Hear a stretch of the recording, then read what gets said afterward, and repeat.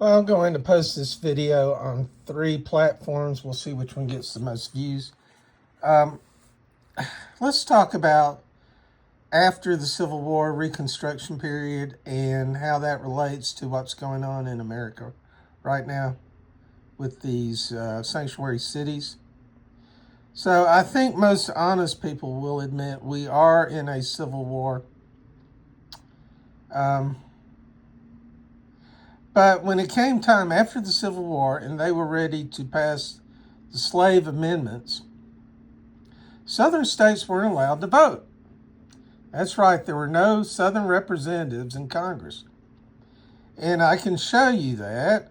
So here, these are the people who voted yes on the 14th Amendment. And Maine, New Hampshire, Vermont, Massachusetts, Rhode Island, Connecticut, New York, New Jersey. So you can see when it comes to Southern states, there's not one Southern state. There's Minnesota. Minnesota voted for it. So who voted against the slave amendments? Well, Delaware, that was a Union state. Kentucky, supposedly it's neutral. Delaware was a slave state. Kentucky was a slave state.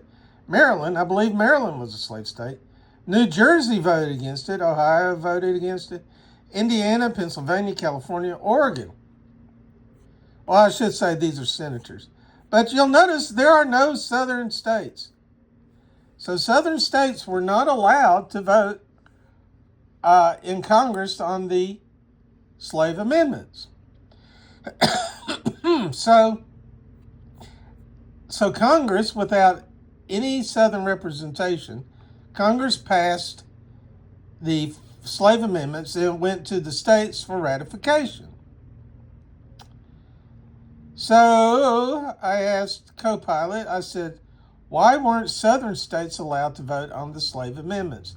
And Copilot actually got it wrong, because it says the short version is Southern states were allowed to vote on Reconstruction amendments, but only after meeting certain conditions.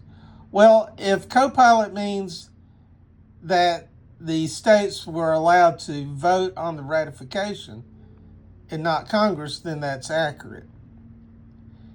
But here's why it says Southern states couldn't vote. It says their governments were considered illegal after secession. Well, that doesn't matter. So the big question is, why didn't Congress or the northern states allow Southern states to have senators and representatives? Because, the whole thing about the Civil War is the northern states said, you're still part of the Union. You can't leave. So if that's the case, that they couldn't leave, then they should have representatives in Congress. But no, the northern states said no representatives in Congress until, it says Southern states eventually did vote after meeting the conditions. So they had to accept the end of slavery, rewrite their constitutions, allow blacks to vote, ratify the 14th and later the 15th Amendments. So, and then it says they were readmitted and allowed to participate fully. So, here's how this applies to today. If the northern states could just arbitrarily say, well, you've got to do this and this and this before we allow you to have representatives in Congress, then Trump should say to any states that have sanctuary laws, that declare themselves to be sanctuary states or sanctuary cities, he should say, you will not have any representatives in Congress.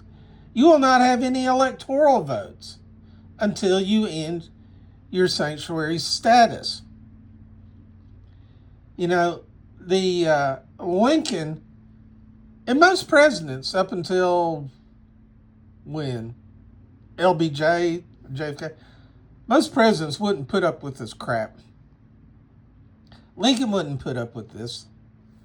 But Trump still has a bunch of deep staters like Pam Bondi. She needs to go. But he still has Republicans holding him back. And we all pay for it because of these institutional Republicans that are timid and want to accommodate Democrats. So what Trump should do is he should. So one thing the union did was they dissolved the southern governments and took over the southern states. They just flat took over the southern states. So, for example, Alabama, after the Civil War, the senator was from New York, a Republican from New York. In the same way, Trump needs to take over certain states like California, Minnesota, New York, New Jersey, Massachusetts. All these states that are sanctuary states, Trump needs to take those over. You know, Lincoln's supposed to be one of our greatest presidents. Well, do what Lincoln would do. Okay? So, the very first thing he should do is say, any representatives or senators from sanctuary states, you are out of Congress. You have no representation because you are in a state of rebellion against the United States. And then take over those state governments. And you can start with Minnesota. Minnesota is so corrupt from top to bottom. And basically what you do is you go into Minnesota and you appoint Republicans to all the offices. Have Republican Lieutenant General, Governor, Attorney General. Because we know Keith Ellison's corrupt as hell.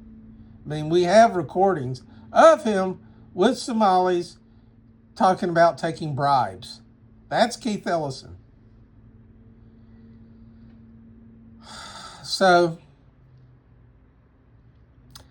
all I'm saying to President Trump, follow Lincoln. Do what he would do now. And that is, once again, suspend the representatives from the sanctuary states. They have no representatives in Congress until they end their sanctuary status. And then replace their governments. The federal government needs to take over the state governments of these people.